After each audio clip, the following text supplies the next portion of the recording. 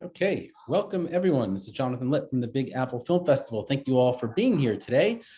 We are on our our second day of conferences. We're talking about film production, areas like development, pre-production, financing, distribution, screenwriting.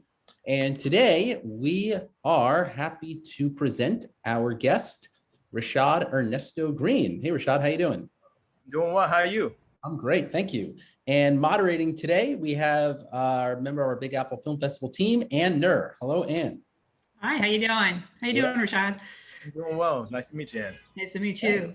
All right, so I'm going to hand it over to Ann, and we're going to talk with Rashaad about indie filmmaking and hopefully provide some strategies for emerging filmmakers and emerging screenwriters. So Ann, take it away, and we'll see you soon. Thank you. All right, thanks, John. Well, thanks everybody for joining us today. We have, as you know, John said, we have Rashaad with us today to speak to us about indie filmmaking. And Rashaad, I just wanted to say, go over your career a little bit. You are the winner of the 2020 Film Independent Spirit Someone to Watch Award, the Princess Grace Foundation Award, the Spike Lee Fellowship, and NYU Dean's Fellowship, Filmmaker Magazine's 25 New Faces of Independent Film, and Wire's 10 Exciting New Voices in Black Cinema. New York native, your first feature, Gun Hill Road, premiered at the Sundance Film Festival, received nationwide distribution. That's great. Congratulations on all that. Thank you. Thank you so much. Can you go back and tell us a little bit how you got started in film, to the current today, some of the things that you had to do and how the road that you followed? Sure. I started out as an actor.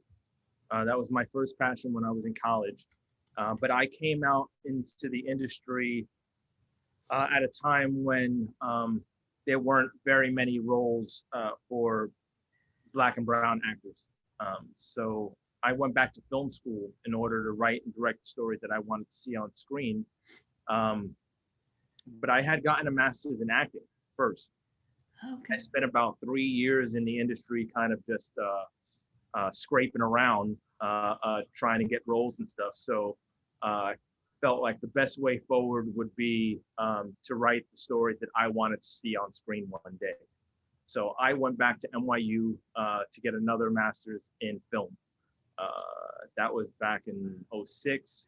And after, making short films that played the festival circuit and gave me a little bit of credibility, I took a stab at making my first feature, which was my thesis film for NYU Graduate Film School. That was it's called Gun Hill Road. It premiered at Sundance in 2011. When I made that film, I didn't really know too many people. I didn't have an agent or a manager or anything like that. I just had taken the script through NYU. I got feedback from professors and stuff like that. But I was kind of just like out there on my own. I was willing to make that film for absolutely no money, but my short films had gained a little bit of momentum for me. And so when I started looking for financing, there was a producer friend of mine who I met as an actor. He was an actor too. Went out to lunch one day. He asked me, what I was going to do next. And I told him I had this script, Gun Hill Road, and he said he'd like to take a look at it, and he'd like to help me out with it. And that was pretty much the how I got the financing for the film, was through someone that I had already known, who was kind of stepping into producing films. He had just started to produce films as well. So I don't know if it was serendipity or like everything just kind of came together in that way. And I was able to produce my first feature.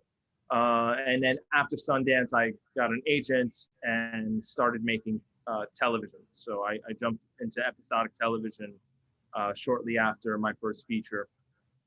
And it took me another 8 years or so before I took a stab at making my second feature. And that was in 2019, I premiered Premature at Sundance again.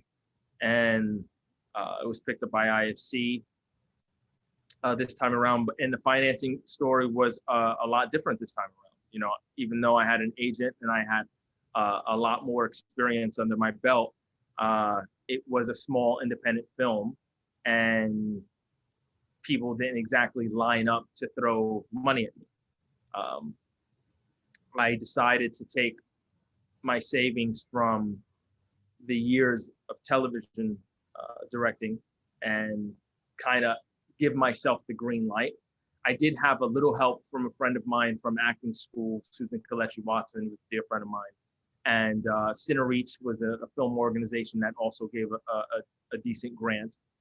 Kodak donated some film stock, and we were able to scrape together. But you know, I wouldn't necessarily recommend it.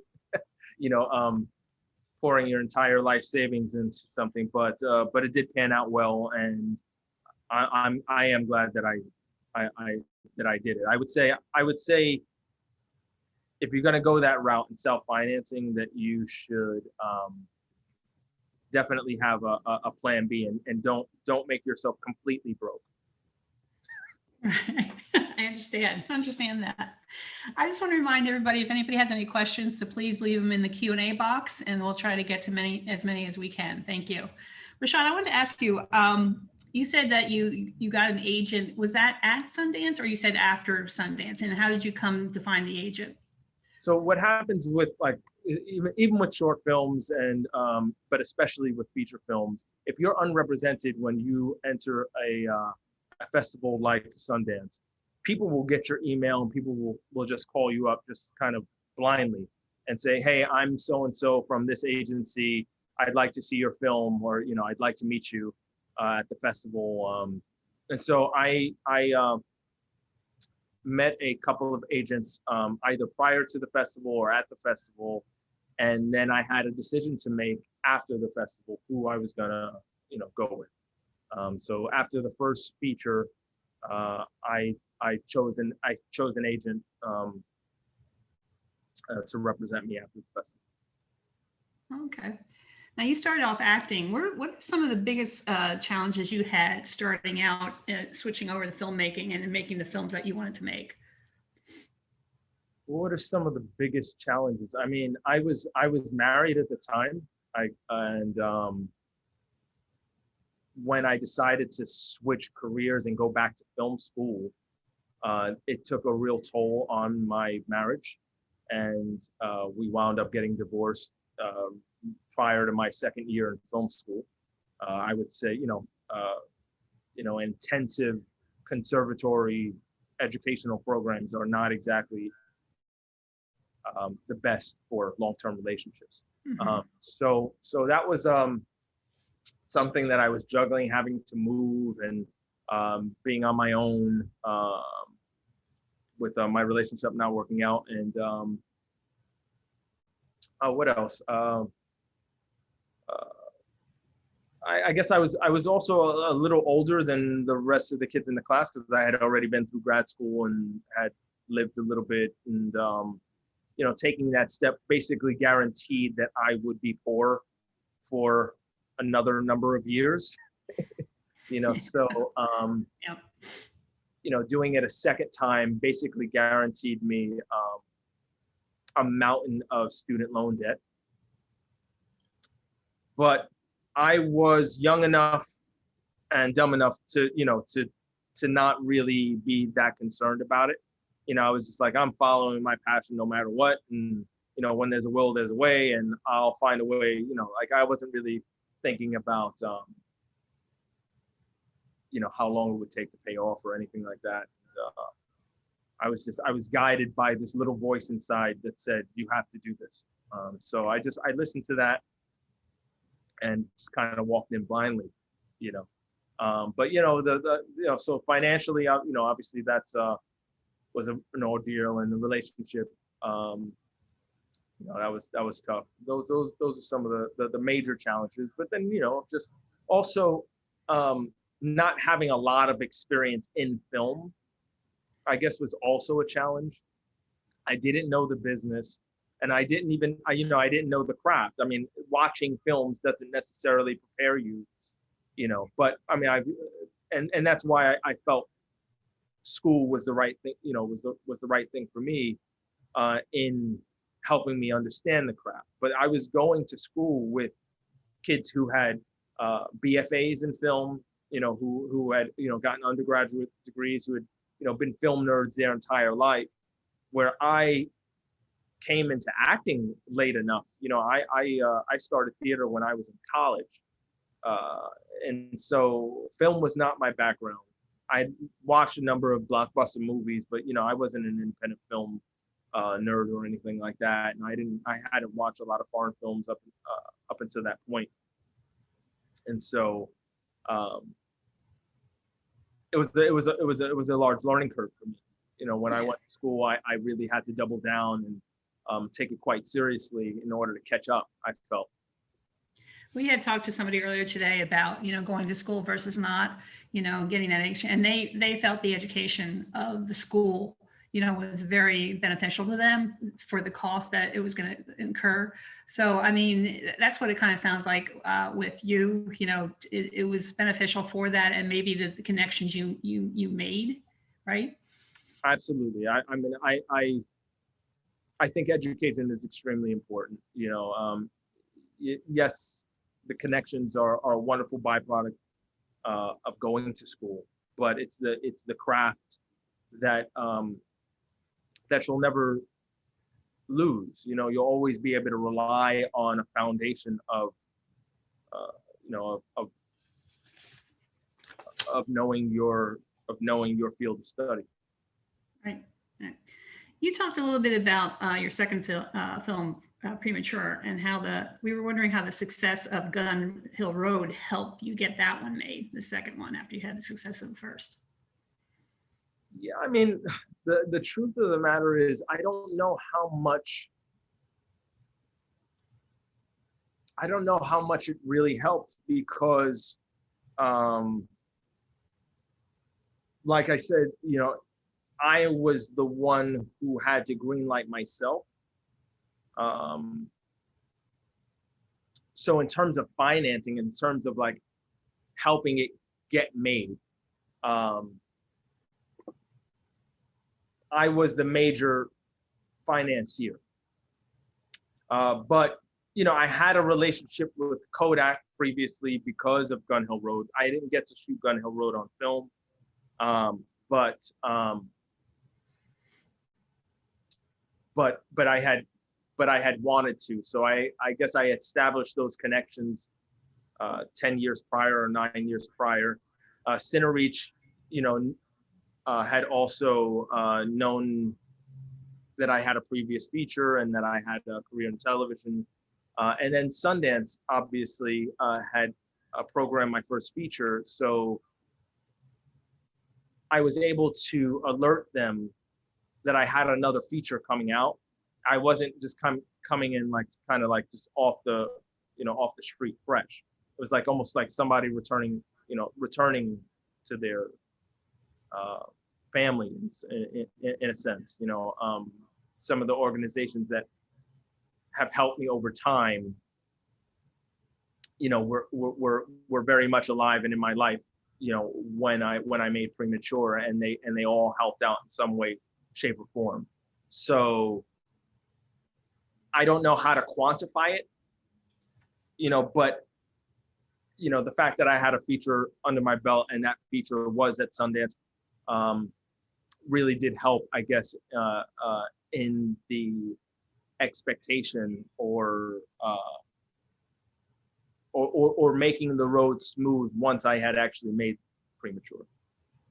And you said you got your agent after after Sundance and stuff. I'm not sure, did it help you on your film? Did the agent help you, or get it out there more? I think you said you had difficulty there, but what were the benefits of having that agent? Yeah, I mean, the agent definitely, my agent definitely helped, in terms of, feedback on the script, and definitely shopped it around. in a way that I would never have been able to do on my own.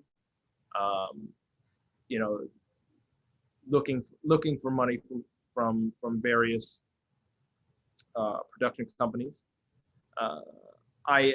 No one lined up to sign a check. At least not before it was made. After it was made and we were finishing the film and it had gone into Sundance, two production companies came on to help me finish the film. That was Astute Films and forgive me, Nikki Sterling. The other one is escaping my mind for a second. It's gonna come to me. I know it is. It was another production company. Hold on for a second. I'm gonna because I feel bad in forgetting it.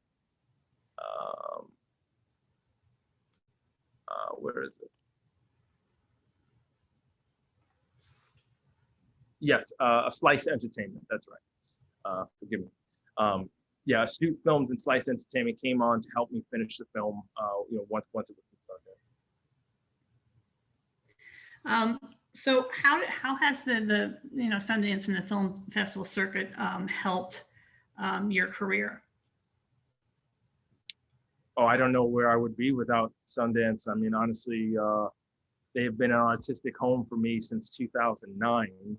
I had a short film played there called Choices, and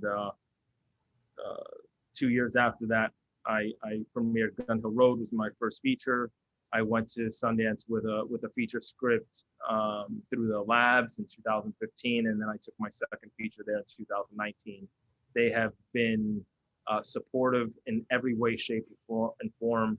I honestly, it's for independent artists. It is the premier film festival in the United States, and so I don't know where I would be without Sundance, honestly. Right. Okay. How, for new filmmakers, and screenwriters, how can they acquire an agent? I mean, I think you were fortunate to get into the Sundance Film Festival, but is there other avenues or other ways that new filmmakers can get an agent? The easiest way that I know is to just make films. Mm-hmm. The idea of like attracting an agent or cold calling them or emailing them and saying, I would like to work with you before making my film is not I haven't heard too many success stories on that side of the equation. I usually hear, even with short films, short films that do well, do travel, and people can email them around now. When I started, you had to send things on DVDs, but now it's just Vimeo links. And if somebody, if the right person watches your film, I would say let agents come to you. That's what I mean. That's my honest advice, is to put all of your energy into your work and get it made by any means necessary, and the agents will come to you. Okay. And I know you said you self-financed. After the second film now, are there other ways you would look for or have connections now that you have two films that would help you with the financing versus doing your self-financing? Are there other ways that I would finance now instead of self-financing? Yeah, I mean, I'm always willing to have people give me money. True. I'm very open to that, and hopefully, because self-financing was quite stressful, and shooting independent film in New York on a shoestring budget was not easy and cost about double the amount I was prepared for. I would say that as well. If you're going to actually take that plunge and self-finance, be prepared for for a very large contingency. Mhm. So because everything goes wrong, always. So yeah, because I've got a couple of films under my belt now. I'm hoping that financing game will be easier, even though it's never really easy. But production companies, what they like to do a lot is attach somebody with a name. If you have a project that they're interested in, what they'll do is, they'll shop it around and try to get somebody attached before they bring it to, another production company or studio in order to make it. So that's, I guess, the lessons that I'm learning now.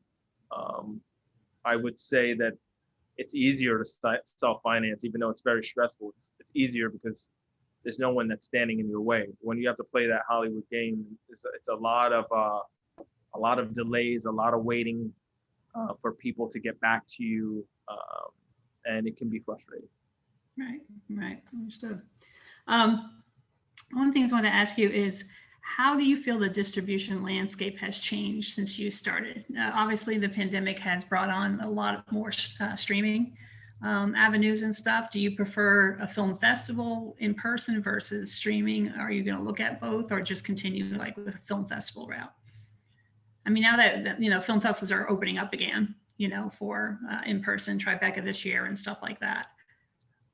What do I prefer as far as film festivals versus what kind of streaming are we talking about? Streaming at a film festival or streaming like online for Amazon or Netflix or something like that?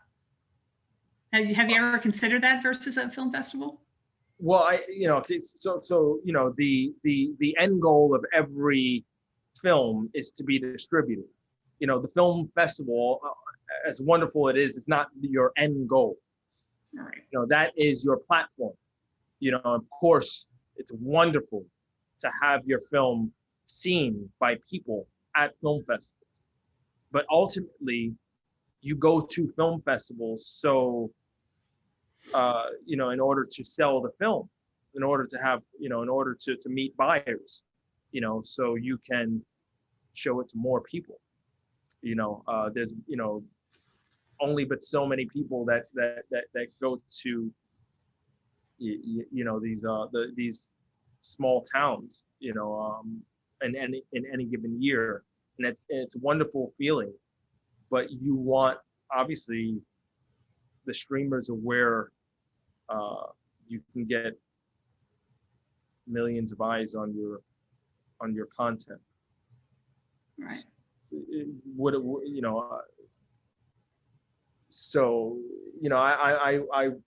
festivals are the route in order to get there, sure. If a streamer wants to pick it up and premiere it at a festival to get like sort of the word of mouth going, I'm open to that too. But the ultimate end game is the distributor. All right. Very true. Thank you. I want to ask you, what projects that are you working on now, and that you're trying to working on this year and hope to get done this year or in the future or next year?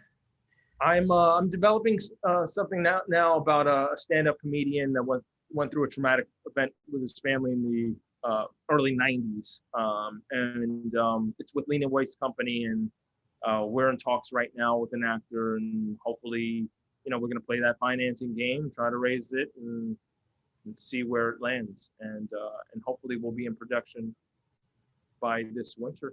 We'll see. What advice would you give young filmmakers to try to get their scripts seen by, an agent or somebody? What's the best advice to? I know a lot of people suggest that networking is the best thing if you know somebody that knows somebody. What do you feel would be the best advice to give them? Yeah, I mean, there's so many ways. There are so many ways, but I would say you know, if you have a script that you can stand by and you believe in, there are obviously script competitions at film festivals. That's one route to like get eyeballs on it. There are labs at various film festivals and organizations, like Sundance has a screenwriting lab, Tribeca, Film Independent. There are several. IFP, which I think it's now called Gotham. If you can find one of those labs to bring it through, that will get some eyeballs on it. There's something called the Blacklist, which is like an online service where you can submit your script for feedback, but then it's also available for the entire industry to read it should they choose. There's you can obviously try to cold call agents. Obviously, knowing someone who has an agent, that might be a way. But I think, attending film festivals like Big Apple Film Festival, for example, especially when it's in person, and going to films that might be at the same budget level or somewhere like in the same genre as your film that you have, and meeting the people, either, the director, of course, but the production team, and saying, hey, I have a film that blah, blah, blah, blah, blah, blah, blah. And just meeting and shaking hands and meeting those people there at the film festival, you're never going to get a better opportunity to meet and greet. And once you have those cards and they say, yeah, sure, send me your film, there, content is always your greatest weapon. So, if you follow up with them after the festival and say, hey, I met you in passing, blah, blah, blah, would like to grab coffee with you, or would like to send you my script if you have time to read it. I wouldn't just send it in that first email. I would like sort of touch base, remind them who you are. And if they're open to it, they say, yes, please send it over. I would send it. Yeah. Yeah, there's a lot of people have talked before that there's been a lot of Zoom's nice, what we're doing now and everything else like that, but there's nothing like an in-person festival where you get to meet the person, face to face and talk to them and see that what their film is about, there and make those connections, like you said, to further follow up, for somebody a similar genre or something like that. How much has that helped you when you've come after a film festival? Have you the connections you made? Have you contacted people and you've worked on? Is there any potential stuff you worked on or stuff you want to work on with somebody? Yeah, absolutely. Now when I approach film festivals, obviously networking it's kind of a dirty word, because you think you have to put on your networking hat and I'm going to get out there and I'm going to meet people.